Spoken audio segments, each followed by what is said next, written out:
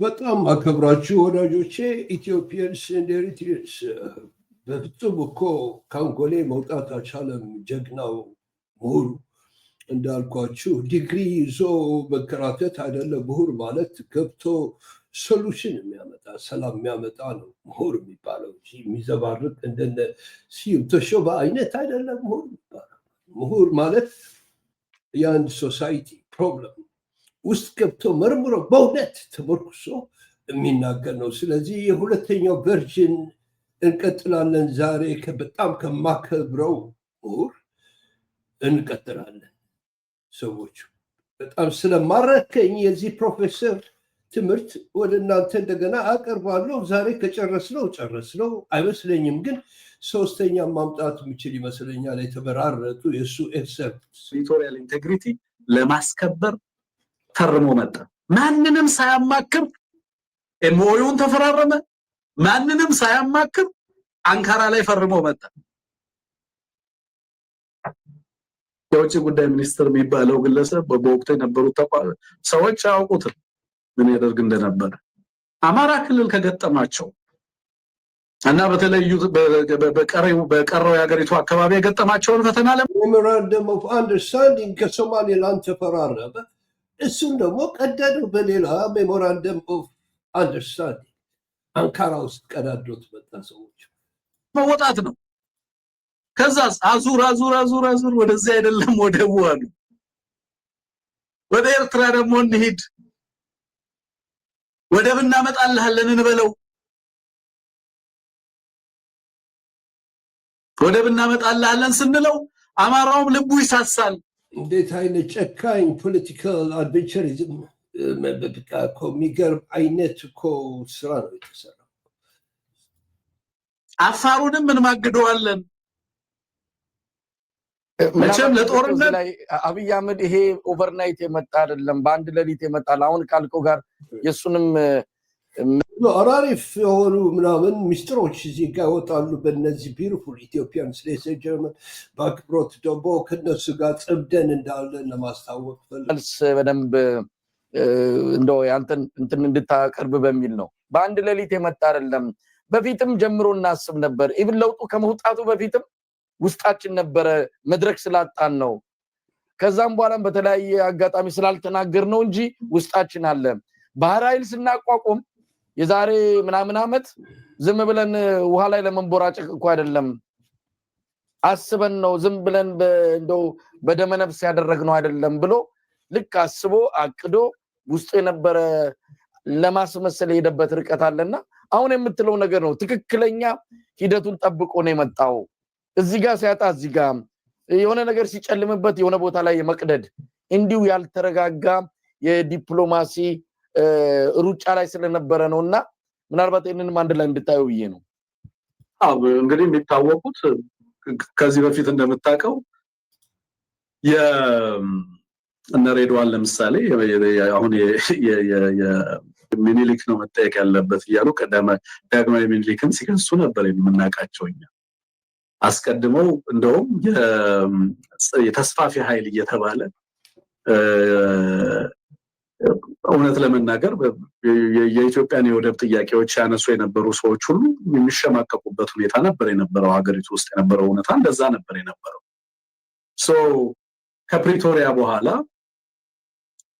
ከፕሪቶሪያ በኋላ አኮረፉን ነው የሚለው።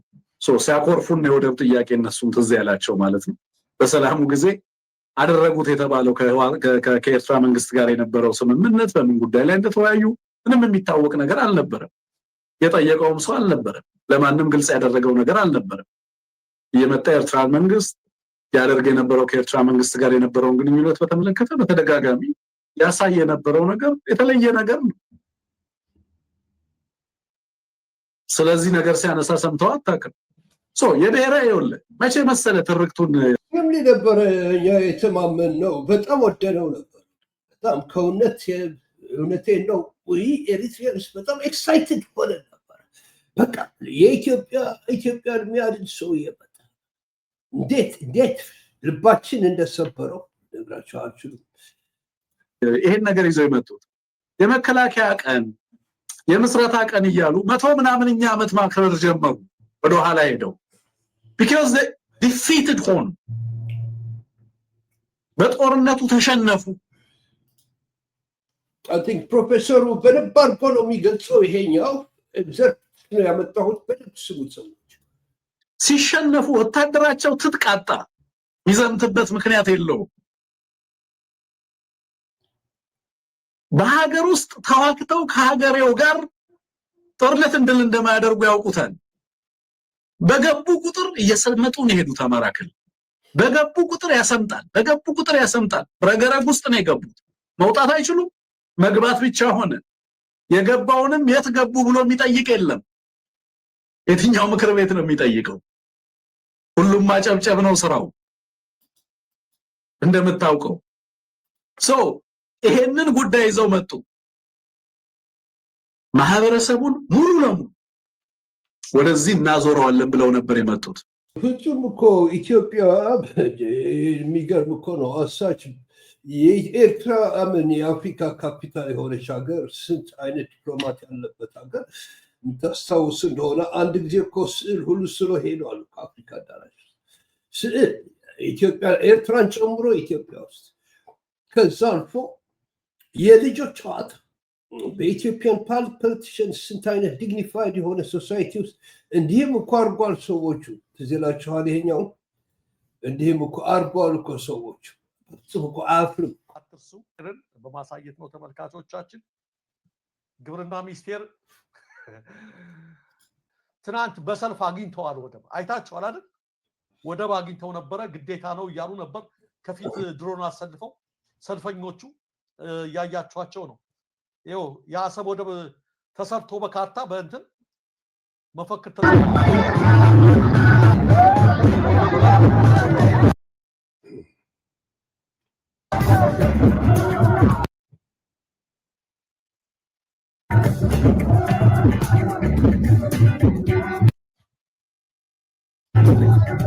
ሰዎች ናቸው ለማለት በጣም አሳፍራል ምንድን ናቸው የዱር አራዊቶች ምንድን ናቸው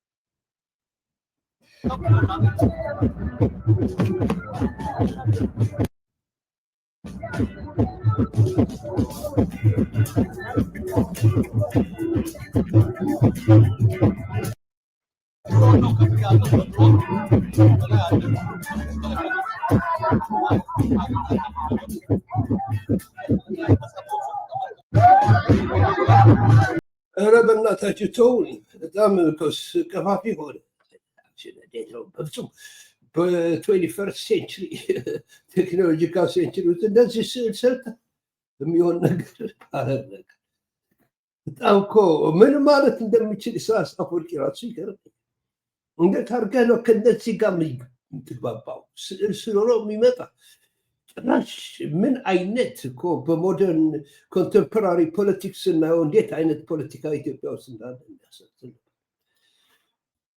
ካፕቸር አድርጎ የነበረው እንደምታውቀው ለውጥ ወደብን ማዋለድ ሳይሆን ኢትዮጵያ ውስጥ ትልቁ የህዝቡ ጥያቄ ለውጥን ማዋለድ ነው ስለዚህ ትርክት ይዞ መምጣት አለበት ይሄ እኮ መሳይ በየቀኑ ምንማረው ምናነበው ነገር እኮ በቃ ይሄን ከማድረግ ውጪ ምንም አማራጭ የላቸው እያንዳንዱን ካርዳቸውን ተነጥቀዋል ስለዚህ የለም ካርድ ሀገር ውስጥ ምትፈነቅለው ነገር የለም የህዳሴውን ግድብ የሚያህል ዋንጫ ከቦታ ቦታ እየዞረ ሲዘፈንለት የነበረ ፕሮጀክት ነው መሳይ ያ ግድብ እንዴት ነው የተመረቀው ባዴን መጸዳጃ ቤቶችን እየሰራ ያስመርቅ ነበር አማራ ክልል ልማት አመጣውልህ እያለ ለአማራ ህዝብን ሲያዋርድ ማለት በዛ ደረጃ አልተመረቀም ህዝብ አንድን ነገር የኔ አይደለም ብሎ ሲል አልቀበለውም ሲል ኦውን እንደማያደርገው ስታውቅ ኢቭን ድልን ማለት ነው በምን ያህል ደረጃ ሊደበዝዝ እንደሚችል ያየነበት ነው ምንም አይነት አሰባሳቢ ሆነ ብሔራዊ ጥላ የለም ይሄ ቡድን እኮ እኔ አይደለም ብሎ ሲል አልቀበለውም ሲል ኦውን እንደማያደርገው ስታውቅ ኢቭን ድልን ማለት በምን ያህል ደረጃ ሊደበዝዝ እንደሚችል ያየንበት ነው። ይገርማል። በፍጹም ተቀባይነት የሌለው መንግስት ነው ይሄ ሰውዬ።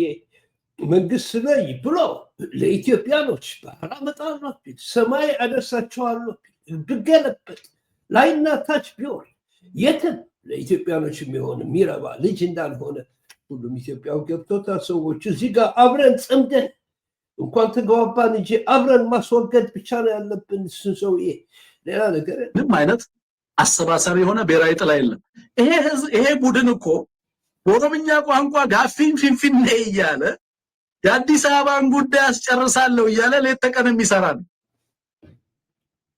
በአዲስ አበባ ጉዳይ ላይ አዲስ አበባዎች ባይተዋር ሆነዋል አይደለም እንደ ኢትዮጵያ ውስጥ ማለት በርካታ ጉዳዮች ላይ ህዝቡን ባይተዋር አድርገህ በብዙ ጉዳዮች ላይ የማያገባው አድርገህ አንዱን ባለቤት ሌላውን ባዕድ አድርገህ በአንድ ሀገር ውስጥ እንዲህ አይነት ዜጎችን ከፈጠርክ በኋላ ደቡብ ሰሜን እያልክ ማለት ይሄን ሁሉ የትርክት ናዳ አምጥተህ ህዝብና ሀገር ላይ ከዛ በኋላ አሰባሳቢ ትርክት ፍለጋ ወደቡ ለኢትዮጵያ ህዝብ ዳቦና ሰላም ይሆናል ወይ ነው ጥያቄ። ወጥቶ መግባት ይችላል ወይ ህዝቡ? በመኪና ሲሄድ አታግቱትም ወይ? ቤቱን አታፈርሱበትም ወይ? በኮሪደር ልማት ስም ዲሞግራፊክ ሪኢንጂነሪንግ አትሰሩም ወይ? ህዝብ እያፈናቀላችሁ መሬቱን እየወሰዱ ኮንዶሚኒየም ይሰጡታል ህዝቡን መሳይ።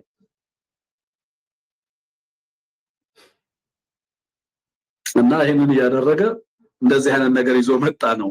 አልቲሜትሊ እንዳልኩ መጀመሪያ ላይ የነበረው ነገር ምን መሰለ፣ ልክ ፕሪቶሪያን ሲፈራረም በራሱ ሰዎቹ እዚህ ጋር በጣም ኢንትረስቲንግ የሆነ የኢንተሌክቹዋል ሀሳብ ያቀርባል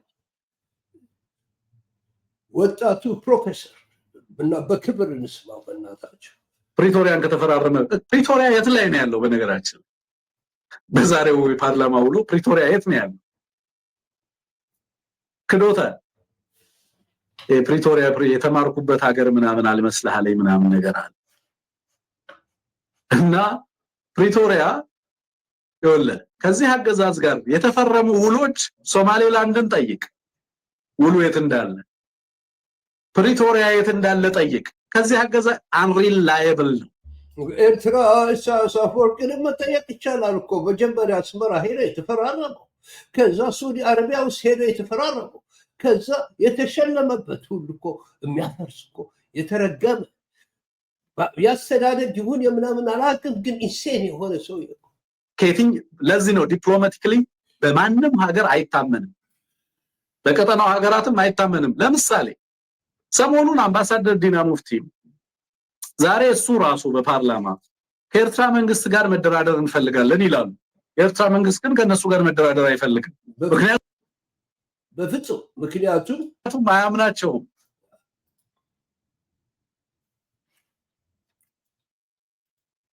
በቃ መደራደር እንፈልጋለን። አሁን ሰው የሚፈልጉት መደራደር ነው ወይስ ወደቡን ነው? አሁን አብዛኞቹ አፈቀላጤዎቹ ወደብ የፈለገ ይመስላቸዋል። አገዛዙ የፈለገው አሁንም ትርክት ነው። ኤግዛክትሊ መደራደር ቢችልበት ምንም አይነት ቋንቋ ኢሳያስ አፈወርቂ ከሱ ጋር የሚደራደርበት ምንም አይነት ነገር ምንድን ነው የምትደራደር? አሰብ የኔ ነው ምናምን ከሚል ሰውዬ ጋር ድርድር ያለ ቢዝነስ ብቻ ነው እኛ ጋር የሚሰራ። ይሄ ወደብና አገርና አገሮቻችን በሚመለከት በምንድን ነው የምትደራደር? በጎንደር ትደራደራለን? በጎጃም ትደራደራለን?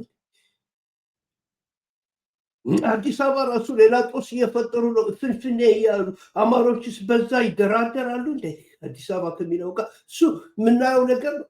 እኛ በምንድን ነው የምንደራደረው? ከዚህ ሰው አላስጠጋ ብሎታል ኢሳያስ አፈወርቂ። እኛ እኮ የራሳችን ባህል አንዴ ከተካድን ተካድ። ጨዋታ ቅብብሎች አይደለም። እሱ የሚደራደርበት ኳሊቲ የለውም፣ ፐርሶናሊቲም የለውም። ከኢሳያስ አፈወርቂ ጋር ቁጭ ብሎ ለመደራደር የሚደራደር ኢሹ የለም እኮ። That's exactly what Yamana said. የኛ ኢንፎርሜሽን ሚኒስትር የምንደራደርበት ነገር በምንድን ነው የምንደራደር? ማንም ሰው መጥቶ ተደራደሩ ሲልን በምን አፍረው ይመለሳል።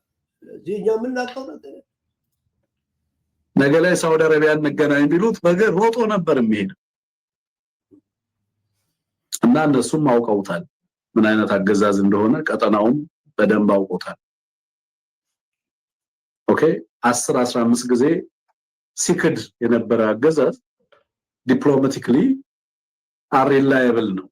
ከዚህ ጋር ኮኦፕሬት እና ኮላቦሬት ማድረግ አይቻልም።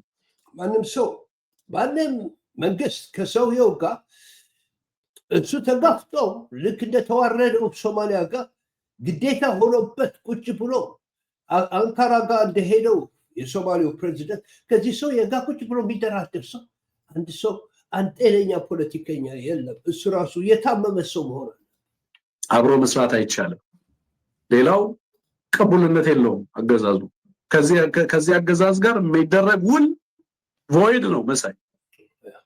አበዳሪዎቹ ለምሳሌ በቅርቡ ለምንድነው ክፈለን ብለው ያስገደዱት? አገዛዙ ያለበት ሁኔታ እኮ ሸጠህ ትከፍላለህ፣ አየር መንገድህንም ቢሆን ሸጠህ ትከፍላለህ ነው የሚሉት አበዳሪዎቹ። ምክንያቱም አገዛዙ ያለበት ሁኔታ ያውቁታል። ኦፍ ኮርስ እዳ ኮነ የገባችው ኢትዮጵያ። አሁን ይሄ የአባይ ግድቡ ራሱ ለኢትዮጵያ የሚሆን መሰላችሁ? እሱንም ይወስዱታል። የወር ኢኮኖሚ ነው። መሳሪያ መግዛት ስለሚፈልግ ኤኒቲንግ ይወስዳል። ለኢትዮጵያዊ እኮ ቢሆን እኮ አይደለም። አመራረቁም እኮ አየነው እኮ ስንት ዓለም መጥቶ ያየዋል የተባለው እኮ 3 መሪዎች ብቻ ናቸው። የሚያምኑበት ነገር አይደለማ። የዓለም ህዝብ አያምንበት። እነሱ አሽትቱ አይናችሁን ግለጡ የሚባሉ አይደሉም። ለነሱ ሜትሪክሶች አሏቸው፣ ይለኩበት ማሳያዎች አሏቸው ማለት ነውና ጉዳይ ያነሳበት ሁኔታ ኢትዮጵያ ውስጥ እንግዲህ ያለውን መከራ ያለውን ህዝባዊ ቁጣ ህዝቡ የደረሰበትን ደረጃ ራሱ ብልጽግና ፓርቲ ውስጥ እኮ ከፍተኛ ትርምስ ነው ያለው። ዛሬ ሲያጨበጭቡ የነበሩት የህዝብ ተወካዮች ምክር ቤት አባላት ራሳቸው የኑሮ ውድነቱ እንዴት እያመሳቸው እንዳለ ባለፈው በሪፖርተር ጋዜጣ ላይ የወጣውን ሰምተናል። ስለዚህ ከፍተኛ ውጥረት ውስጥ ስላለ አጀንዳ ማስቀየሻ ነው ይሄ። የዚህን የኤርትራን ጉዳይ በማንሳት አርበኛ ለመምሰል አይተው እንደሆነ አርበኛ ሆኖ ነው የመጣው ዛሬ ኢትዮጵያዊ ከማንም በላይ ስለ ሀገር ተቆርቋሪ የታለ ሰነዱ ሁሉ ብሎ ሲጠይቅ ነበር እኮ። በትንሽ ግን እሱ ከማን ጋር ነው አርበኛ የሚሆነው? እነ ኢሳያስ አፈወርቂ ጋር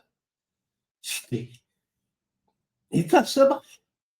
በኤክስፔሪየንስ፣ በናሌጅ፣ በጽናት፣ በዲተርሚኔሽን፣ በማቴሪያሊስቲክ በሆነ ነገር ባለመታለል ሬጉለር የሆነ ላይፍ በመኖር ከነ ኢሳያስ ጋር ነው እሱ እነሱ ጋር ነው ማቸው የሚሆነው። እነሱ ጋር ነው እሱ ወንድ ነኝ የሚለው። ታለ ሰነዱ ኤርትራ ሄደችበት፣ ወደቡ ሄደበት፣ ቀይ ባህር ሄደበት የታለ እያለ አይኑን በጨዋጥቦ ሲጠይቅ ስታይ አንዳንዶች ከዚህ በላይ አርበኛ ማን አለ? ኢትዮጵያ ዓለም እኮ ያመነበት ነገር ነው። እኛ እኮ 1991 ነፃ ወጣን እንጂ አገራችን ወሰን እንጂ አገራችን እኮ ይታሰብልን አላለም። ሬፈረንደም ያደርግ ነው እኮ ለዚህ እኮ ህዝባችን 99.8 ኢንፋክት የአፋሩ ህዝባችንማ 99.9 ምናምን ነው ቮት አድርገን ነጭ የመሰከረው ጥቁር የመሰከረው ዓለም የመሰከረው ዩናይትድ ኔሽንስ በቃ ሱፐርቫይዝ ያደረገው ሬፈረንደም አድርገን ያረጋገጥነው አንጹሉሌ አላለ ፍሮም ዲፕ ሳውዝ በሻሻ መጥቶ ምናምን አላቅም ይላል። እንዴት ገና መሪ ያገኘች የሚል የሚጃጃል የብልጽግና መንደር ሰው ብዙ አይተናል። ዛሬ በተናገረው ይሄ አጀንዳ ማስቀየስ ነው ሲባል ዳንኤል ክብረት ያው አብዛኛው ተረት የዳንኤል ክብረት ነው ዛሬ አብይ አህመድ በጥቅም ላይ ያዋለው። አንዳንድ የተወላገዱ ፍልስፍናዎች ደግሞ የነ ዶክተር ምህረት ደበበ እንደሚሆን ያው ጥራዝ ነጠቅ ስለሆነ ጉራማይሌ ነገሮችን ሰብስቦ ነው አደባባይ ላይ እንደነ መድረክ ላይ የሚወጣው። ለማንኛውም ዳንኤል ክብረት በዛ ጭብጨባው እየረካ እንቅልፉን ይተኛል። ስለዚህ ይሄ አሁን ወደብ የሚለው ድፍድፉ ወደቡ ግድቡ የሚለው አጀንዳ ማስቀየስ እንጂ አብይ አህመድ ምን አቅም አለው? አሁን አማራ ክልል ላይ እንደዚህ እየተጠበጠበ እየተመታ ሰራዊቱ ከጥቅም ውጭ እየሆነ በምን ሊዋጋ ነው? ዝም ብሎ መድረክ ላይ መጮህና ማደንቆር ካልሆነ በስተቀር አቅምና ቁመና ኖሮት ወደ ማስመለስ በቀይ ባህር ማስመለስ ውስጥ አይገባም። ዋና አላማው አጀንዳ ማስቀየስ ነው። ለኢትዮጵያ ሕዝብ በየለቱ አጀንዳ እየሰጠ ትንፋሽ እያሳጣ ከኑሮ ከዋናው ጥያቄው እንዲናጠብ ለማድረግ እንደሆነ ነው የሚገለጸውና ከዚህ አንፃርስ እንዴት ታየዋል? አሰብታ እኛ ኤሪትሪያኖችን ከዚህ ኢንትራፕመንት የሳይኮሎጂካል ኢንትራፕመንት በኢትዮጵያ ብቻ የሚመጣብንን ኢንሴኪሪቲ መስበር መቻል አለ። ከዛ እሱን እንደ ኮንስታንት ወስድ የኢትዮጵያ መሪዎች መጥተው ሪዞልቭ እስኪያደርጉ ድረስ እኛ ኤሪትሪያኖችንም ሳይኮሎጂካሊ ኢንትራፕ ለማድረግ የሚጠቀምበት ነገር ነው። ግን የራሳችን ጉዳይ ነው። ራሳችን ይህንን ከዚህ ወጥተን ኮንሰንትሬት የምናደርግበት ሀገራችን እንደዚህ አይነት የሆነ አይነት ሲስተም ማድረግ አለብን ብያለሁ። መሳይ ኦልሬዲ ብየዋለሁ። እሱን ረገድ ነገር በነገራችን ላይ ምን ለማስቀየስ ምን አይነት አጀንዳ እንደተፈለገ ናሽናል ብሔራዊ አጀንዳ አድርጎ ለማምጣት ነው። እንግዲህ ይሄ አገዛዝ ኤትኖፋሺስት ነው፣ ፍጹም ዘረኛ ነው እና እኩልነትንና ፍትህን ይጠየፋል።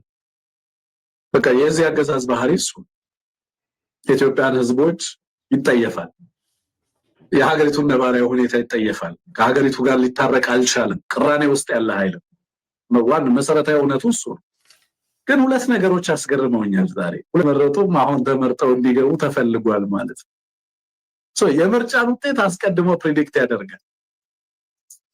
ሀገሪቱ ውስጥ ምን አይነት ስላቅ የተሞላበት የምርጫ ሂደት እንዳለና ፕሮሰሱም ያው ከዚህ በፊትም ተናግሬያለሁ።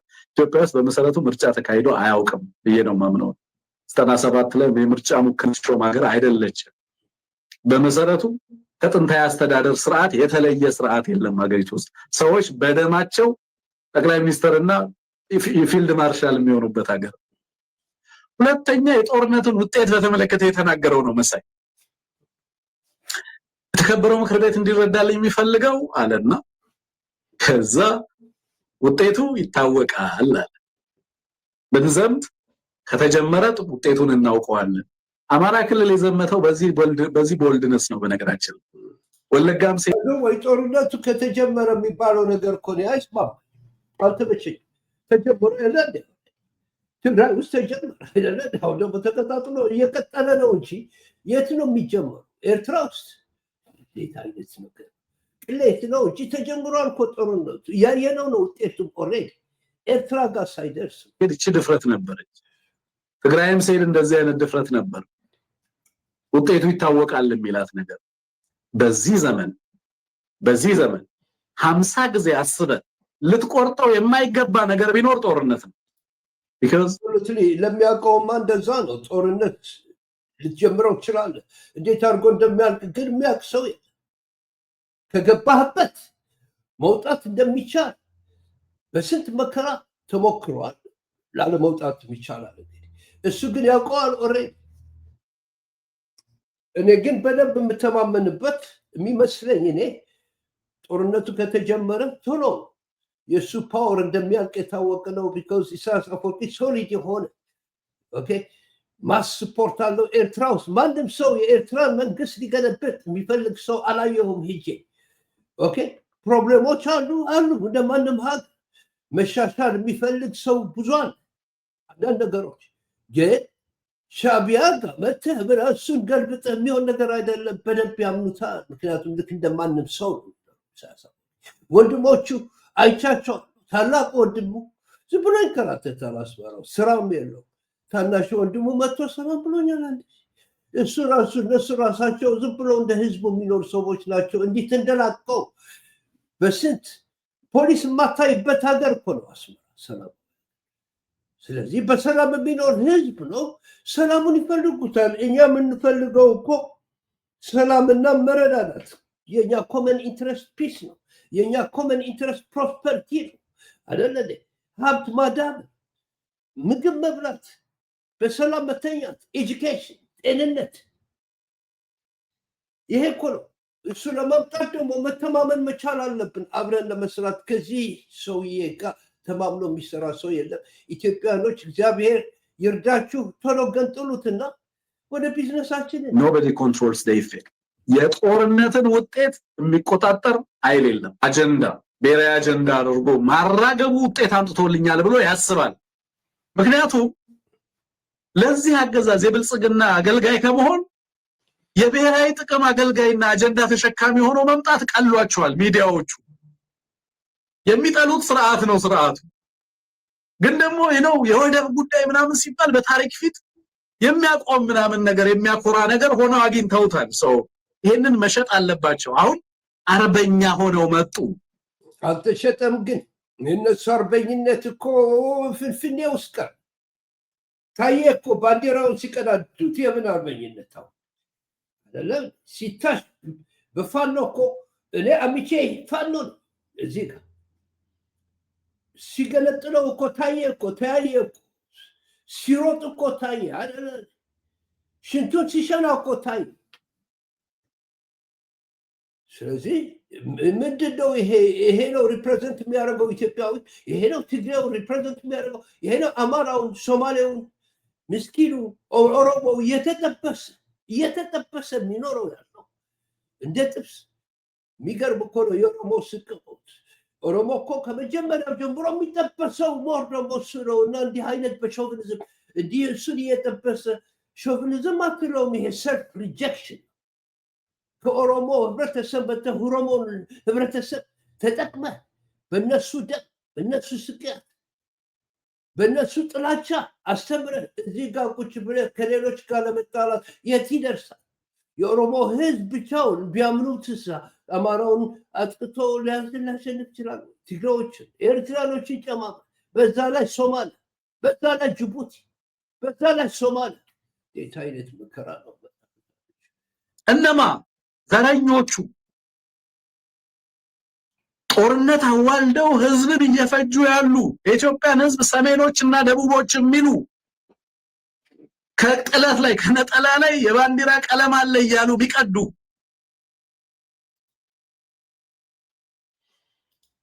የህዝብን በዓላት መንፈሳዊ በዓላትን ጭምር ሳይቀር ካልተቆጣጠረን የሚሉ ቶታሊታሪያን ናቸው።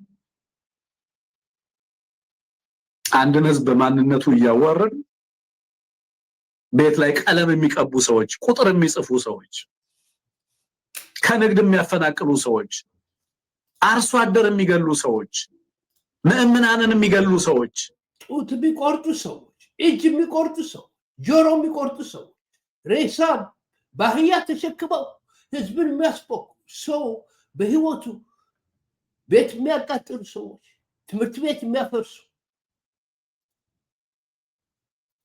ምን ሆነው መጡ? የብሔራዊ አጀንዳ ቶርች ቢረርስ ችቦ ለኳሽ ሆነው መጡ ማለት ነው። አይሳለኝ ፋኖ ባንዳ ነው ይላል። ወደብ ልናስመልስ ስንል እንቅፋት ሆነብን ይላል። መቼ ነው ከፋኖ ጋር መዋጋት የጀመራችሁ? የእናንተ ወደብ ጉዳይ የመጣው የውሃ ጉዳይ ምናምን ብላችሁ ጽሁፍ ካቀረበ በኋላ ነው። የሆነ ለሰጀመን እንዳይበዛባችሁ እዚህ ጋር አስቀምጠውና በጣም ኢንትረስቲንግ ፖርሽን the third dimension of this program ይቀርብላችኋል። በጣም ያስቆበጃል። በአንድ ጊዜ ጠግበነው እንዳንሄድ እና ሪሶርሱን እንድናከባቸው ብዬ ነው። ሰዎቹ እንዲህ አይነት አንደርስታንዲንግ ነው በተማሩት ምሁራን፣ ኢትዮጵያውያን ምሁራን የሚባለው የምሁራን ጨምላቃ አለ፣ የምሁራን ደግሞ አገልጋይ ለህዝቡ አለ። እንደዚህ አይነት አገልግሎት የሚሰጠው ይሄ ልጃችን ደስ የሚል የሁላችን ጊፍት እንደሆነ እያስተሳሰብኩ አሁን ለጊዜው እዚህ ጋር ቆማለሁ። በሚመጣው ሳብጀክት ማተር ደግሞ አሪፍ የሆኑ ሚስጥሮች እንዳሉ ደግሞ I promise you, ladies and gentlemen, I split from this situation very peacefully and optimistically. And I appreciate you. I love you for following. Help this channel. View our goods. It's not about money, it's about essence. The very few people that come here to attend the show are very much important, more important to me than the rest of the people around the world. Therefore, let us collect our ideas together. Let us synchronize our situation together. Let's resolve our problems together. Let's look at each other honestly and from kind state of mind. Compassion in between us instead of war. Compassion and love instead of killing each other. and destroying one another. Let's look back to our roots, man. Let's go back to the basics and try to respect our societies. Let's help them. Let's help them. They need honest commitment ከኛ ስለዚህ በዚህ ላይ ያቻለው ሶስተኛ ጋር መጣለው እኔ እንደሚመስለኝ ከመቼውም ይበልጥ በአይዲያስ ሲንክሮናይዝ ያደረገኝ አይደለም በደንብ ሲንክሮናይዝ እንቀጥልበት እኛ ከጸመድን ደግሞ ነጭ አያስፈልገን ምን አያስፈልገን ቁጭ ብለን ሻይ እየጠጣን ሪዞልቭ እናደርጋቸው ፕሮብለሞች ብቻ ነው ያሉን ስለዚህ ማዕከላዊት ተብላለች ቻነል ማዕከላዊት ብቻ ይህን ቻነል አስወፍሩት ዲቨሎፕ አድርጉት አይዛችሁ ተካፈሉ ግን 1% is one good enough ለኔ because communication የምፈልገው እኔ ኳሊቲ ካላቸው ሰዎች ጋር ስለዚህ ይሄ ኳሊቲ የፍቅር ኳሊቲ የጽምዶ ኳሊቲ የጽምዶ ፐርስፔክቲቭ ይዞ የሚሄድ ቻነል ስለሆነ ሁላችን ጠምደን ብቻ ነው ነፃ የምንወጣው from the chains of ignorance from the chains of betrayal from the chains of self-betrayal from the chains of antagonisms and violence. Let's say, we can resolve our problems peacefully and Zen experience reminds you to live your life right here and now because that's all you got. That's all you got. Let's say, German, peace and love to all Ethiopians in their regions.